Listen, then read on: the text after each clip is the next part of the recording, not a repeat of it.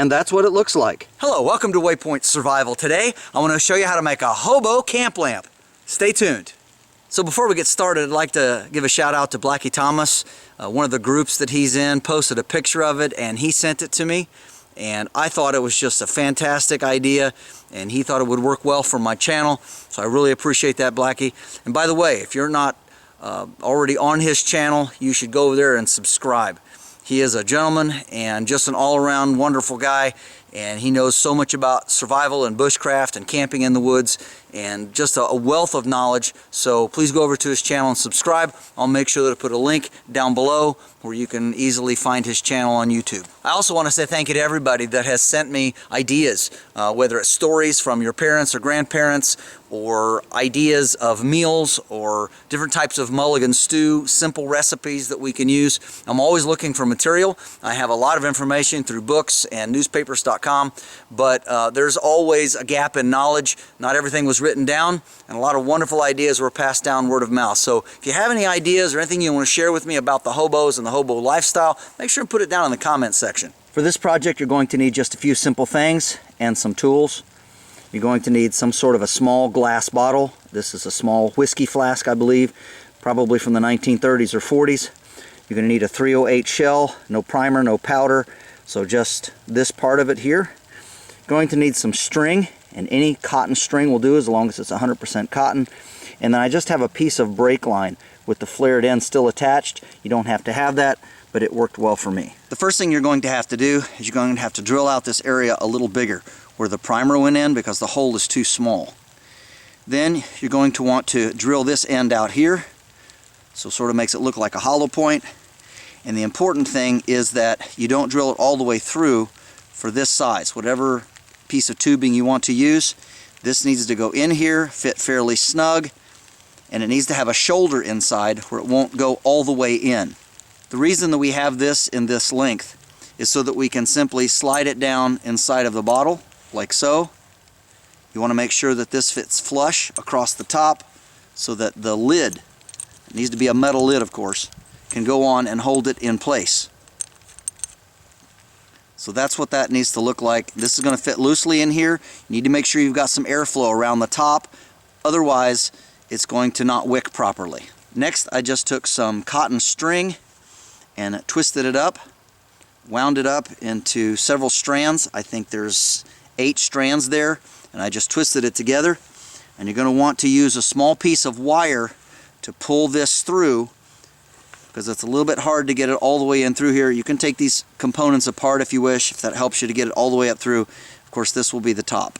So after you get your little bit of wire, and this is a different type of wick, but it's got a bit of a loop on it, and after you get that done, go ahead and put your twisted wick in through this loop like this, and then close in on it. Kind of tighten that up a little bit like this, and then just start pulling, and you'll be able to pull that wick then all the way through, just like this. And there we go. Now we have it threaded in. Pull that off, and then we can pull the wick back down. You only want maybe a 1/4 inch or something sticking out. You don't need a whole lot. So just a little bit like that, and the rest will go down inside the bottle. Next, we need to put some kerosene in the bottle, and this is K1 kerosene in a glass bottle. Be easy to carry in the pack. It's got a nice tight metal lid. It's not going to spill, get on your gear for refilling this. And liquid paraffin will work if you're in another country. Liquid paraffin is just really refined kerosene. It's used as lamp oil, but liquid paraffin will freeze up in cold weather, so it will kind of gel on you. So if you have access to just plain old K1 kerosene, that's probably your best option. Now to put it in here, I'm just going to use a small dropper. You could use a little funnel, but I find that this is a little less messy, and it also allows me to prime the wick. So I'll do that and get back with you. Alright, now that we've got that about half full of kerosene, we want to take the wick and very carefully place it down inside. Make sure we have enough pulled out of here, of course. Just stick it right down in there like that. You can see what that looks like. Before you light this, if this is a wick that you haven't used before, you want to take your dropper and you want to very carefully prime the wick. Make sure that all the way down has plenty of kerosene on it. Otherwise it'll just burn the wick out and it won't draw properly. Lighting it is quite simple. You can use a match or an old trench lighter or something. Just tilt it sideways a little bit. Now, depending on how much wick you have, you're going to get some smoke at first.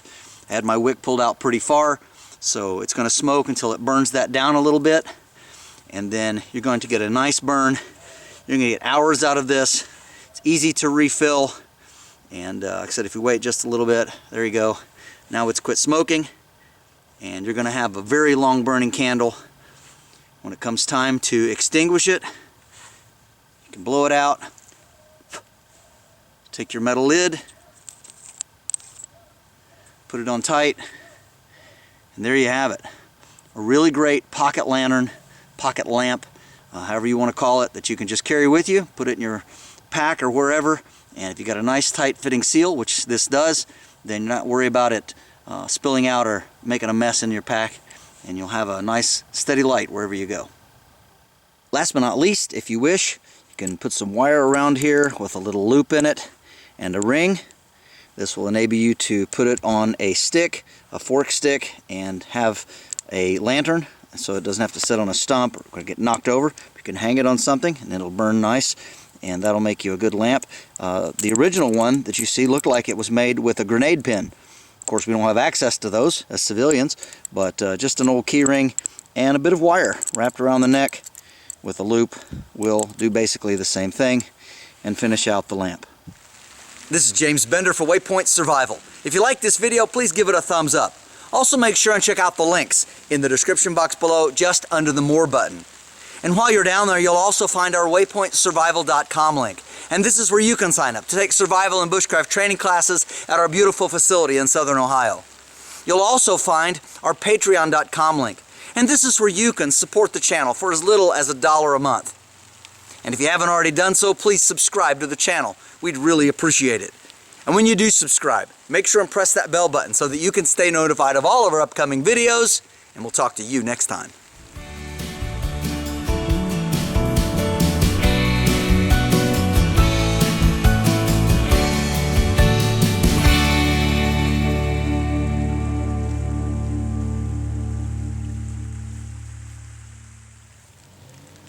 And that's what it looks like.